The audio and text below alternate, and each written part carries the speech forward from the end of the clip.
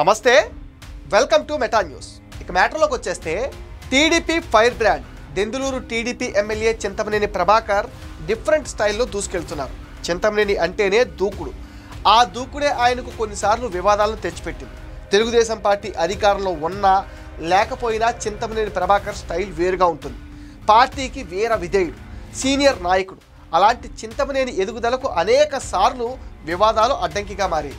అయితే 2024 ఎన్నికల తర్వాత నుంచి అలాంటి వాటికి తావు లేకుండా తనదైన రీతిలో చాప కింద నీరులా పని చేసుకుంటూ పోతున్నారు. ఒక రకంగా చెప్పాలంటే ఆయన తన నాయకత్వాన్ని మరింత పటిష్టం చేసుకునే దిశగా అడుగులు వేస్తున్నట్టుగా కనపడుతుంది.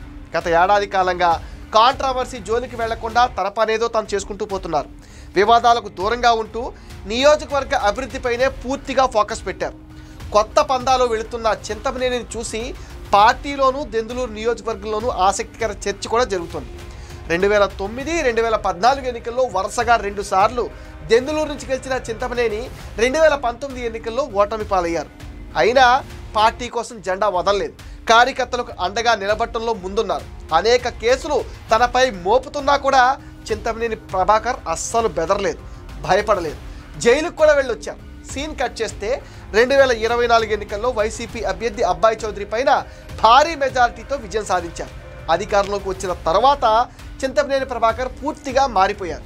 గతంలో అధికారంలో ఉన్నప్పుడు లేనప్పుడు చింతమనేని ఇలా చూడలేరన్నది పార్టీ కార్యకర్తల నుంచి వినిపిస్తున్న మాట. నిత్యం ప్రజల్లోనే ఉంటూ సమస్యలను పరిష్కరిస్తున్న 2019లో ఓటమి పాలు కావడాన్ని చింతమనేని అస్సలు జీర్ణించుకోలేకపోయారు. ఎందుకు ఓటమి చెందారన్నది తనకే అర్థం కావటం లేదని చింతమనేని ప్రభాకర్ తన సన్నిహితుల వద్ద కూడా వాపోయారట. 2014 ఎన్నికల్లో గెలిచిన తర్వాత ఎంఆర్ఓ వనజాక్షి ఇష్యూ చింతమనేని ప్రభాకర్ను రాజకీయంగా ఇబ్బందులు పాల్చేసింది. ఇలాంటి వివాదాల వల్లే 2019 ఎన్నికల్లో ఓడిపోవలసి వచ్చిందని సన్నిహితులు చెప్పడంతో ఇప్పుడు వాటి జోలికి కూడా వెళ్ళటం లేదంటున్నారు. అలాగని పార్టీలోనూ నియోజకవర్గంలోనూ యాక్టివ్గా లేడని కాదు. నిత్యం ప్రజలకు అందుబాటులో ఉంటూ వారి సమస్యలను పరిష్కరిస్తూ మరింత మంచి పేరు తెచ్చుకునే ప్రయత్నం కూడా చేస్తున్నారు. ఇటీవల కడపలో తెలుగుదేశం పార్టీ మహానాడు అంగరంగ వైభవంగా జరిగింది. ఆ మహానాడు కార్యక్రమానికి వచ్చిన కార్యకర్తలు, అతిథులకు ఎలాంటి అసౌకర్యం కలగకుండా వంటకాల తయారీ, నాణ్యత, వడ్డింపు అంశాలను పర్యవేక్షించే బాధ్యత ఎమ్మెల్యే చింతమనేని ప్రభాకర్కు అప్పగించారు. తనకు అప్పగించిన పనిని సక్సెస్ఫుల్గా పూర్తి చేశారు. అంతేకాదు తాను ప్రత్యేకంగా 2 లక్షల మంది కోసం స్వయంగా ఆవకాయ పచ్చడి ఏర్పాటు చేయించారు. కడపకు ప్రత్యేక వాహనంతో పాటు 13,000 మామిడికాయల లోడుతో వెళ్లి ఆవకాయ చేయించారు. చింతమనేని సేవా కార్యక్రమాల్లో ముందుంటారు. తన వద్దకు వచ్చే వారికి కాదనకుండా సాయం చేస్తుంటారు. చింతమనేని చారిటబుల్ ట్రస్ట్ ద్వారా అనేక సేవా కార్యక్రమాలు చేపడుతున్నారు. ఆ మధ్యలో ఒక వినూత్న కార్యక్రమానికి కూడా శ్రీకారం చుట్టారు చింతమనేని. గ్రీవ్ బ్యాక్ అనే కార్యక్రమం ప్రారంభించిన చింతమనేని ప్రభాకర్ తనకు వివిధ సందర్భాల్లో రాజకీయ నేతలు, కార్యకర్తలు బహుమతిగా ఇచ్చిన శాలువాలన్నీ పోగేసి వాటిని బట్టలుగా కుట్టించి పేద పిల్లలకు పంచారు. తనలాగే ఇతర రాజకీయ నేతలు కూడా తమకొచ్చిన శాలువాల్ని బట్టలుగా కుట్టించిస్తే సమాజానికి ఎంతో మేలు జరుగుతుందని చింతమనేని ప్రభాకర్ పిలుపునిచ్చారు.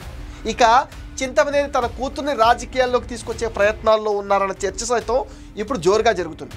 కొల్లేరు సరస్సు సమస్యను పరిష్కరించేందుకు సుప్రీంకోర్టు ఏర్పాటు చేసిన కేంద్ర సాధికార కమిటీ సభ్యులు ఇటీవల ఏలూరులో పర్యటించారు.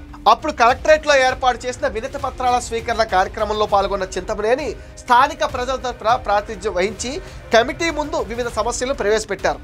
అప్పుడు ఆయన తెలుగులో మాట్లాడిన విషయాలను అక్కడే ఉన్న ఆయన కుమార్తె నవ్యశ్రీ హిందీ, ఇంగ్లీష్ భాషల్లో కమిటీకి అనువదించి వివరించారు.